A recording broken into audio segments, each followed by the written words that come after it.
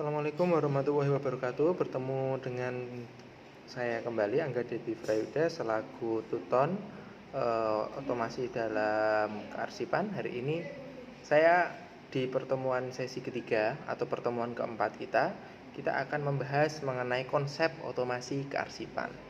Nah, di sini teman-teman mahasiswa UT di prodi kearsipan di minggu ketiga kita merupakan ada beberapa hal yang perlu kita ketahui mengenai konsep otomasi kearsipan, yang mana setelah kita menjumpai di sesi pertama dan sesi kedua dan di sesi selanjutnya itu kita akan membahas mengenai penerapan sistem kearsipan dinamis, terus kearsipan statis yang handal dan mudah dicapai oleh kita.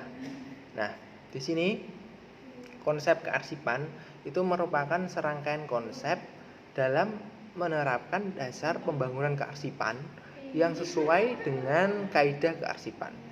Materi konsep otomasi kearsipan itu terdiri dari dua sub pembelajaran, yaitu bentuk penerapan kearsipan dan yang berisi mengenai bagaimana penerapan kearsipan didasarkan pada jenis arsip berdasarkan fungsi terkait dengan aplikasi dan kegunaannya. Yang kedua, itu infrastruktur kearsipan yang berisi tentang bagaimana membangun infrastruktur kearsipan yang berperan penting dalam membangun sebuah sistem. Nah, itu yang akan kita pelajari di sesi ketiga kita kali ini. Oke, saya sedikit share mengenai konsep otomasi dalam kearsipan. Mungkin teman-teman bisa melihat buku, ya kan? Buku yang ada pada webnya UT ya. Saya buka juga di sini. Oke, saya buka juga. Oke, teman-teman bisa. Oke, di sini di halaman 55, ya kan? Di halaman 55, teman-teman bisa membaca di modul keempat buku dari otomasi dalam kearsipan karya Muhammad Imam Mulyantono. Di sini saya akan menjelaskan beberapa hal, di antaranya dalam membangun suatu kearsipan, bentuk penerapan dan infrastrukturnya merupakan hal yang sangat mendasar. Keduanya bertindak sebagai aturan dan fondasi dari kearsipan. Nah, jadi kita di sini banyak hal membahas tentang konsep kenapa sih. Jadi itu merupakan arti dari konsep. Nah, di sini kita akan membahas mengenai bentuk penerapan kearsipan, dan yang kedua itu membahas tentang infrastruktur kearsipan. Nah, bentuk kearsipannya seperti apa? Nah, bentuk kearsipan itu di sini di poin A itu ada kearsipan dinamis, teman-teman. Kearsipan dinamis adalah proses pengendalian arsip dinamis secara efisien, efektif, dan sistematis. Nah, di poin 1 itu ada penciptaan arsip.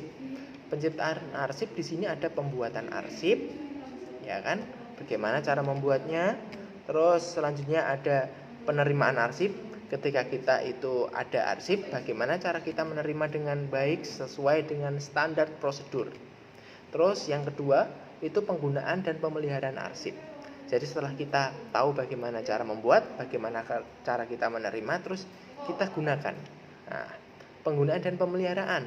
Penggunaan arsip itu seperti apa? Nah, terus di sini bisa kita pelihara. Kalau sudah ada, kita terima, kita simpan, kita pergunakan. Nah, terus setelah itu, arsip itu pada dasarnya juga ada penyusutan arsip. Penyusutan arsip itu ada kegiatannya, ada misalnya ada pemindahan arsip ya dari inaktif, dari unit pengolah ke unit kearsipan. Terus pemusnahan arsip, terus penyerahan arsip statis ke lembaga kearsipan. Itu bisa disebut sebagai penyusutan arsip, yang awal mulanya itu pada almari arsip itu atau rak-rak arsip itu penuh, itu bisa menjadi berkurang. Jadi seperti itu. Terus ada yang disebut dengan kearsipan statis. Nah, kearsipan statis itu sendiri dapat dikatakan sebagai Pengelolaan arsip yang meliputi akuisisi, pengolahan, preservasi, dan akses arsip statis yang merupakan kegiatan lanjutan dari pengelolaan arsip dinamis yang memiliki nilai guna berkelanjutan. Jadi penerapannya sebenarnya merupakan keberlanjutan dari arsip dinamis. Nah, kalau dinamis itu sewaktu-waktu bisa diubah, kalau statis itu stagnan. Jadi nggak bisa diapa-apain. Di sini ada tipenya yaitu akuisisi, ya kan, akuisisi. Jadi apabila ada penyusutan arsip dinamis telah melakukan penerapan kearsipan, maka pada saat akuisisi itu diterima adalah arsip yang diserahkan berikut basis data tentang profil arsip yang bersangkutan. Terus ada pengolahan. Terhadap arsip yang telah diakuisisi akan dilakukan pengolahan agar arsip tertata secara intelektual atau secara SOP. Terus ada preservasi arsip statis itu dianggap bukan kegiatan yang rumit dan oleh karena itu sering disepelekan. Namun pada kenyataannya tidaklah demikian. Terlebih-lebih pada preservasi arsip statis dalam jumlah yang sangat banyak, kita tidak mampu mengelola arsip yang mana itu dalam menemukan arsip yang dikelolanya itu dalam keadaan otentik dan utuh. Nah, jadi seperti itu preservasi. Terus di sini ada akses arsip statis disimpan tertentu untuk digunakan. Bukan sekedar demi penyimpanan itu sendiri. Untuk itu setiap saat arsip statis harus siap untuk dilayankan. Layanan yang diharapkan tentunya cepat, tepat, mudah, dan murah. Untuk pencapaian semua kriteria layanan itu, penggunaan teknologi informasi dan komunikasi sangatlah membantu. Misalnya kita menggunakan bantuan cloud, kita menggunakan bantuan USB, kita menggunakan bantuan hard disk. Jadi seperti itu. Atau menggunakan bantuan komputer yang sudah terinstal aplikasi penyimpanan. Nah, setelah kita tahu dari beberapa hal, kita merasuk ke rangkuman. Nah, rangkumannya secara umum tahapan dalam pengelolaan arsip atau konsep dalam otomasi kearsipan itu sendiri.